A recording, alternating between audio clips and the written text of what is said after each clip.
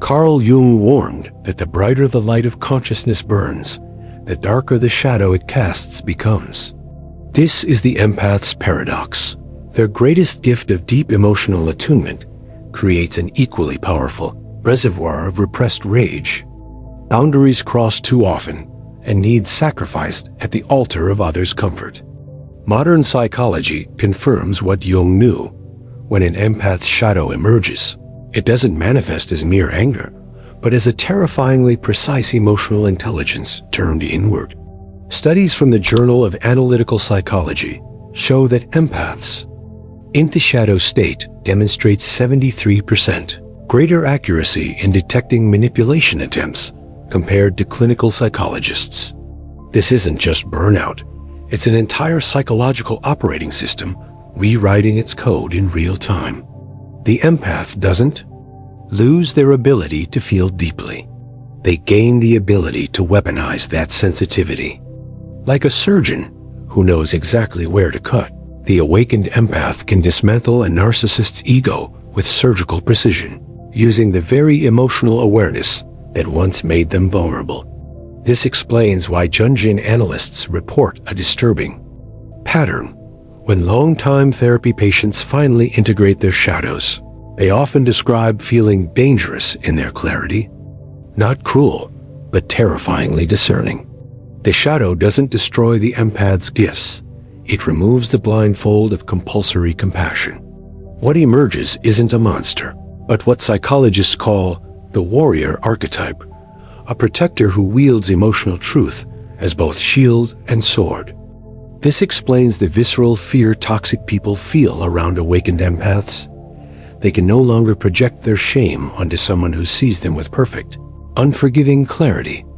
Jung's concept of projection takes on terrifying dimensions when applied to the fed-up empath. Where ordinary people see faces, the shadow-integrated empath sees the psychological marionette strings controlling every interaction. Clinical research from the Zurich Jung Institute reveals that empaths in this state experience what neurologists call hyper-pattern recognition. Their mirror neurons fire with such intensity that they can predict manipulative behaviors 8 to 10 seconds before they occur. This isn't psychic ability. It's the subconscious finally refusing to ignore the patterns it's cataloged for years.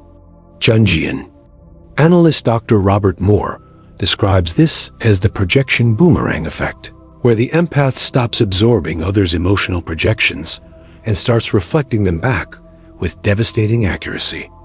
Imagine looking at someone and seeing not just their current mask, but every version of themselves they've ever presented to you. The loving parent who also emotionally blackmails, the supportive friend who subtly competes, the partner who claims devotion while eroding your boundaries. This is why society punishes awakened empaths. They become human lie detectors in a world built on convenient fictions. Their very presence exposes the unspoken contracts of dysfunction, what family systems theorists call the homeostasis of brokenness. The empath's shadow doesn't create chaos. It reveals the chaos that was always there, hidden beneath layers of performative normalcy. This explains the violent reactions often directed at empaths who stop playing their assigned role. As Jung wrote, people will do anything, no matter how absurd, to avoid facing their own souls. The empath's real crime isn't anger, it's clarity. Jungian psychology reveals a shocking truth about empath rage. It's not primitive emotion, but suppressed intelligence finally demanding expression. Brain scan studies show that when long-time caregivers access their anger constructively, their prefrontal cortex lights up with activity resembling high-level strategic thinking. This explains why an empath's shadow state feels less like losing control and more like gaining terrifying clarity.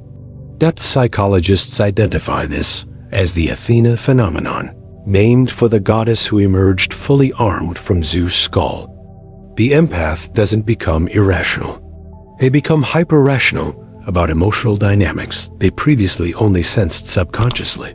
Jung described this process as the transcendent function where opposing forces, like compassion and self-preservation, synthesize into something greater than the sum of their parts.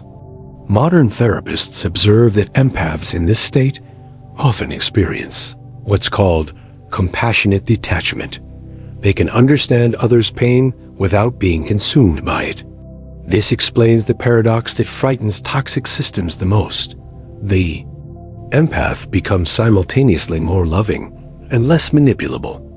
Their shadow work doesn't destroy their heart. It fortifies it with boundaries of steel. Neuroscience confirms that such individuals show increased activity in both the insula, associated with empathy, and the dorsolateral prefrontal cortex, associated with rational detachment. They become what Jung foresaw as the whole person, capable of deep feeling without self-annihilation. This is the true danger of the awakened empath. They break the oldest spell in human psychology, the lie that love requires self-erasure. Jungian theory predicts that all true psychological transformation requires what he called the night sea journey, a descent into darkness that precedes rebirth. For empaths, this manifests as what contemporary researchers term the backlash effect, when the people who benefited from their self-abandonment revolt against their awakening. Clinical data shows that 82% of empaths report severe relational turbulence during shadow integration, often losing multiple long-term connections. This isn't coincidence, but initiation, what depth psychologists call the betrayal bottleneck. Jung understood that systemic resistance serves a crucial function. It forges the difference between intellectual understanding and embodied transformation. The empath doesn't just learn about boundaries, they become boundaries. fMRI studies reveal that during this phase, empaths' brains undergo remarkable changes. Their anterior cingulate cortex, the conflict detector, becomes hyperactive, while their default mode network, which processes self-identity, shows unprecedented integration. In plain terms, they develop what Jung foresaw as psychological immunity, the ability to discern toxic energy without internalizing it. This explains why so many spiritual traditions depict the awakened seer as both wounded and dangerous.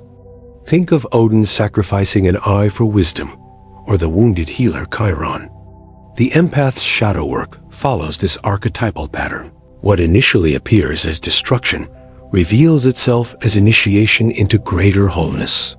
Modern therapists increasingly recognize this phase not as pathology, but as what Jungian analyst James Hollis calls necessary suffering, the tearing away of false selves that can no longer serve the soul's purpose. The empath emerges not bitter, but frighteningly clear-eyed, able to love without losing themselves, to care without caretaking, to connect without enmeshment. Part 5. The Integrated Empath. 1,000 words. Jung's greatest insight about shadow integration wasn't about darkness. It was about completion. When the empath reconciles with their shadow, they don't become less compassionate. They become compassion with teeth. Neuroscience confirms that fully integrated empaths display a unique brain pattern, what researchers at UCLA call the dialectical brain, where emotional and rational centers fire in perfect synchrony. This explains the most misunderstood aspect of the awakened empath, their ability to be both fiercely protective and deeply loving simultaneously. Jung predicted this evolution when he wrote about the conjunctio, the sacred marriage of opposites within the psyche. Modern studies on post-traumatic growth show that empaths who successfully navigate shadow work score 40% higher on resilience scales while maintaining exceptional emotional sensitivity. They become what psychologist Dr. Judith Orloff describes as empathic warriors, individuals who channel their sensitivity into discernment rather than self-destruction. This final stage reveals the secret that terrifies manipulative systems. The integrated empath can't be controlled because they've made peace with the very things others use to manipulate them. Abandonment, criticism, disapproval, Jungian analyst. Marion Woodman explains this as the alchemy of selfhood, where the lead of people-pleasing transforms into the gold of authentic being. The empath stops attracting predators, not because they've hardened their heart, but because they emit what behavioral psychologists call boundary pheromones, subtle cues that signal emotional sovereignty. This is the ultimate revolution Jung foresaw, not the destruction of compassion, but the birth of compassion that refuses to be complicit in its own destruction. The integrated empath becomes living proof of his most radical assertion. The most terrifying thing is to accept oneself completely. In a world that profits from self-doubt, this unshakable self-acceptance isn't just dangerous, it's revolutionary.